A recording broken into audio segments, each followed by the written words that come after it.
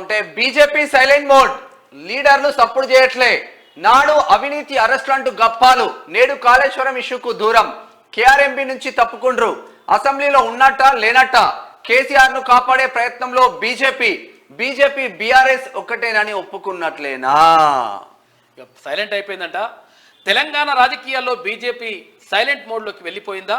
కాంగ్రెస్ సర్కార్ అధికారంలోకి రాకముందు వరకు కాళేశ్వరం అవినీతి, కేసీఆర్ కాకును జైలుకు పంపుతామంటూ బీజేపీ గప్పాలు కొట్టింది. కానీ గత కొద్ది రోజులుగా బీజేపీ సైలెంట్ అయిపోయింది. అంటే ఇన్ని రోజులు కేసీఆర్ విషయంలో బీజేపీ లీడర్లు ఆడింది నాటకమేనా? నిజానికి కేసీఆర్ అవినీతి వ్యవహారంపై తెలంగాణ అసెంబ్లీ అట్టుడికింది. దాదాపు నెల రోజులకు పైగా కాళేశ్వరం ప్రాజెక్టు పరిధిలో భాగంగా నిర్మించిన మేడిగడ్డ బ్యారేజీ విషయంలో యావత్ తెలంగాణ కేసీఆర్ తీరును తప్పుపడుతుంది.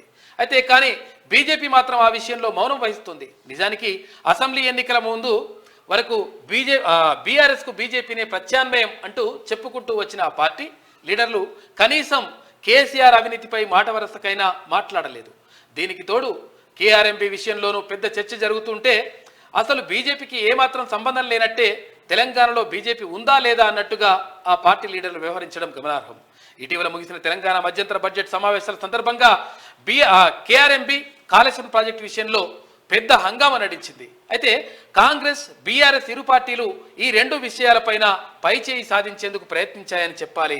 అయితే భారతీయ జనతా పార్టీ మాత్రం కనీసం మాట్లాడలేదు. తర్వాత ఇక్కడ ఎందుకు కాళేశ్వరం పైన ఒకళ్ళు చర్చ జరుగుతూ ఉంటే భారతీయ జనతా పార్టీ కూడా ఎందుకు కలుగజేసుకోలేదు?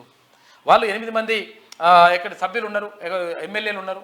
ఎమ్మెల్యేలు ఉన్నప్పటికీ దానిపైన ఎందుకు గలం విప్పలేదు? తర్వాత కేఆర్ఎంబీకి సంబంధించి కృష్ణా రివర్ మేనేజ్మెంట్ బోర్డుకు సంబంధించి కూడా అక్కడ కృష్ణా జలాలపైన కూడా చర్చ జరుగుతూ ఉంటే దానికి సంబంధించి కూడా మాట్లాడకుండా మౌనం ఎందుకు వహించలేనటువంటి చర్చ ఇప్పుడు రాష్ట్ర వ్యాప్తంగా జరుగుతూ ఉంది. మరి చూడాలి, మరి లోపాయకారి ఏమైనా ఉన్నదా అని చెప్పేసి అంటా ఉన్నారు.